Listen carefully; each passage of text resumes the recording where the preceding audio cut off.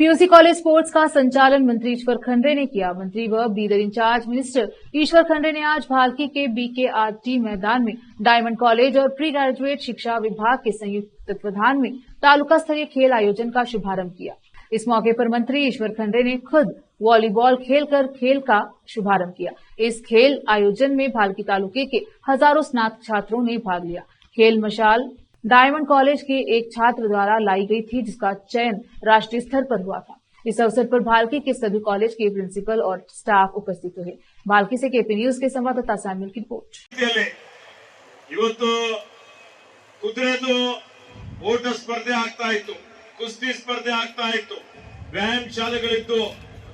ಹೀಗಾಗಿ ಶಸ್ತ್ರಾಸ್ತ್ರಗಳು ಇದ್ದಂತ ಸಂದರ್ಭದಲ್ಲಿನೂ ಸ್ಪರ್ಧೆಗಳು ಆಗ್ತಾ ಇದ್ದು. ಅದೇ ರೀತಿಯಲ್ಲಿ ಈಗ ಈ ಆಧುನಿಕ ಯುಗದಲ್ಲಿನೂ ಕ್ರೀಡಾಕೂಟಕ್ಕೆ ಅತ್ಯಂತ ಮಹತ್ವ ಇದೆ ಅನ್ನುವಂತ ಮಾತನ್ನು ಹೇಳಿಕೆ ಬಯಸ್ತಾ ಇದ್ದೇನೆ.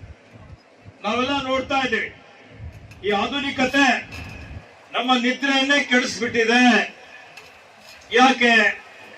ಯಾಕೆಂದ್ರೆ ನಾವು ನೋಡ್ತಾ ಇದ್ದೀವಿ, ಪ್ರತಿಯೊಬ್ಬರು ಈಗ ವಿದ್ಯಾರ್ಥಿ ಇರ್ತೀರಿ, ನೀವು ಬಹಳ ಒತ್ತಡದಲ್ಲಿ ಇವತ್ತು ನಿಮ್ಮ ವಿದ್ಯಾಭ್ಯಾಸ ಮಾಡ್ತಾ ಇದ್ದೀರಿ. ನಿಮ್ಗೆಲ್ಲ ಒತ್ತಡ ಇರ್ತದೆ, ನಿಮ್ಮ ತಂದೆ ತಾಯಿಗಳ ಒತ್ತಡ.